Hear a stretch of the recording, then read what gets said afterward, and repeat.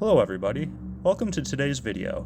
If you're new to the channel, which I'm sure many of you are because I have no subscribers, this is my 2002 Mustang GT convertible, also known as the New Edge.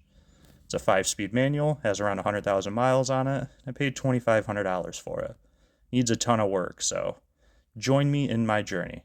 That's Craig, he's a good boy. Anyways, welcome to the YouTube video and I appreciate you watching. Welcome back, guys. Today we're working on the Mustang again. We're going to get the valve cover gasket replaced and throw the plugs and coil packs back in. See if it fixes the misfire. Alright, so I pulled the coils back out.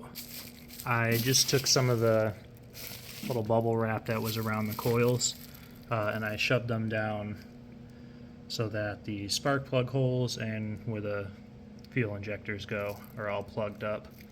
It's going to be impossible for me to film all this, but essentially I'm just going to pop all the bolts out of the valve covers.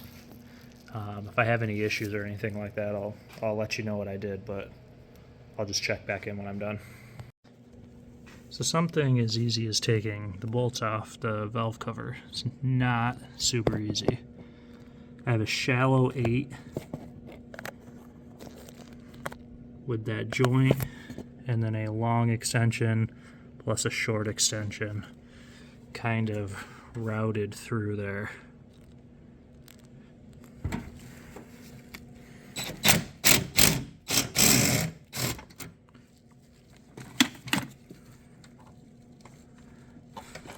But it's out.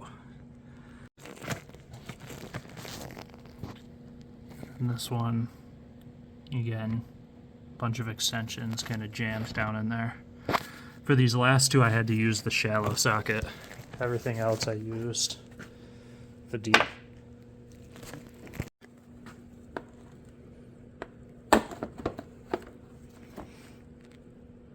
All the bolts are out. So now ideally this should just lift up and yep.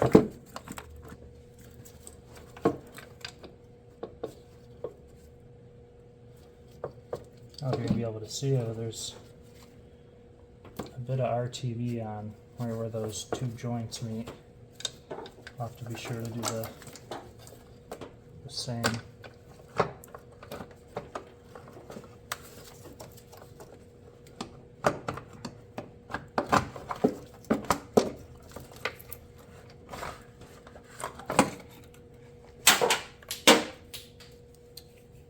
There she is. In all her glory. So the car has 100,000 miles on it. In case you're curious what the inside looks like.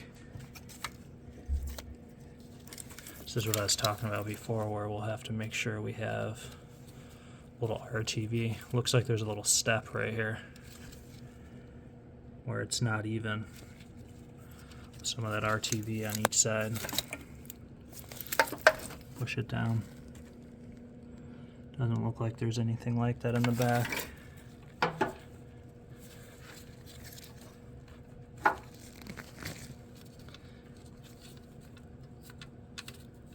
Everything looks nice and tight in here. No play in anything, which is good. I don't know what the hell I'm looking at though, so you tell me. Don't mind the insane mess. I'm going to go through and take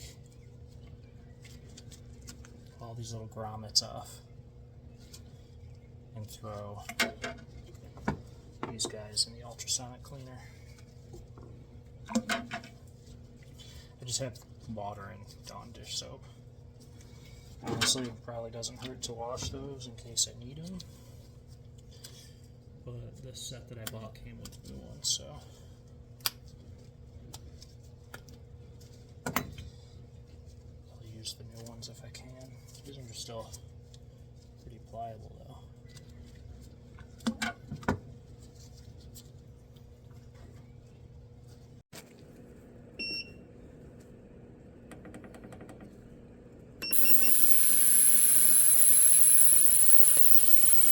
I see these are all flashing. Set the temp to 175 for 15 minutes. Have this over here drying. So next thing I'm going to do is get this RTV off. I already started cleaning this up a little bit, but got to scrape any remaining stuff off and then finish cleaning the bottom part of it.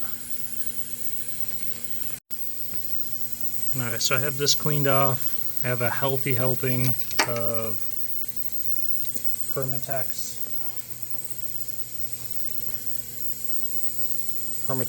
Ultra Black gasket maker. Essentially what was there.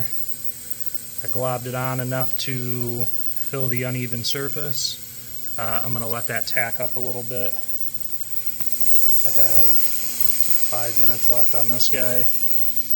This is air drying, and I'm going to blow the surfaces off, put the fresh gasket on it, and button this up for the night. Alright, so this is the new gasket. It's the old one. So like I said, they're not hard, they're still pliable. So unless I find one that's like ripped and unusable, I'm going to use these.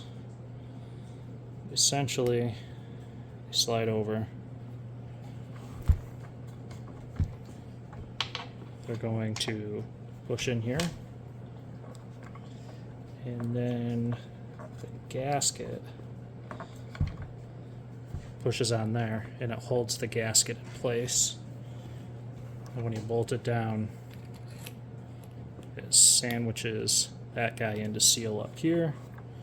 This guy's in place, so you can just bolt it right in. So I'm going to go through and throw all these on now. Another cool thing about this gasket is it has these little wings right where I put that Permatex. So it's like a known area, I guess. That Permatex is definitely going to help. You can see now they're all holding this gasket into place, so the only thing I have to do is make sure this doesn't come out of the groove as I'm putting it in.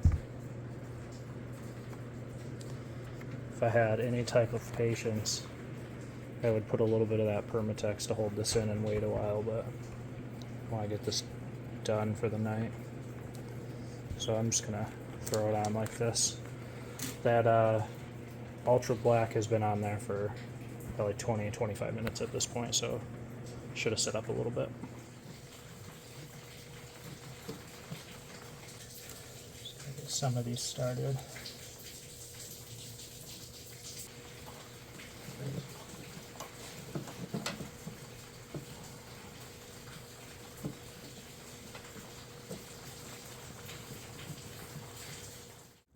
Now that that's back on, get the coil packs put back in, get the rest of this thrown back together.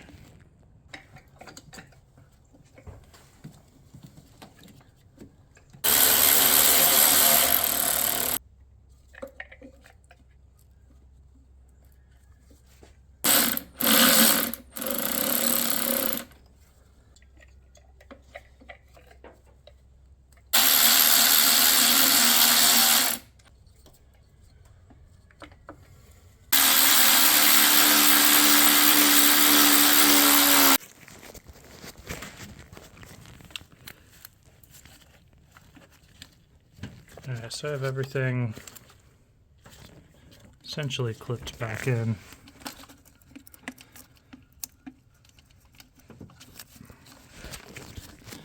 So I have to just get this intake put back in, hook up the mass airflow sensor, and it's the couple of hoses I want to cross. Hope that this fixed the issue.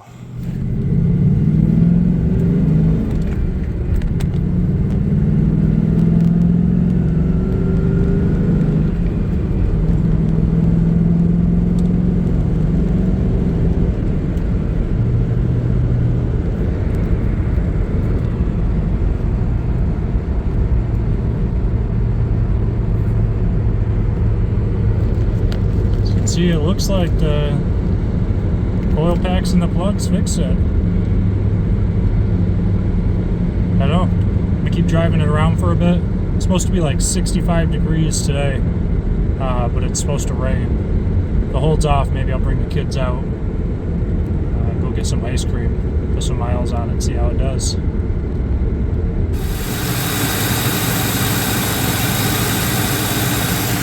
Looks like I get to pull it all back apart. As always, I appreciate you guys watching. We did finally fix the misfire. I replaced the coil packs, the plugs, the valve cover gasket, some vacuum lines, the intake manifold.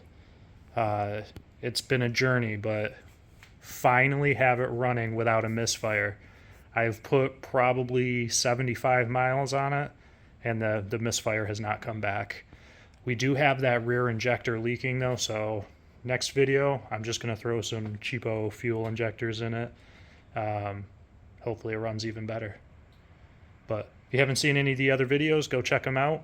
Like, comment, subscribe, all that other stuff. I will see you next time. Take care, guys.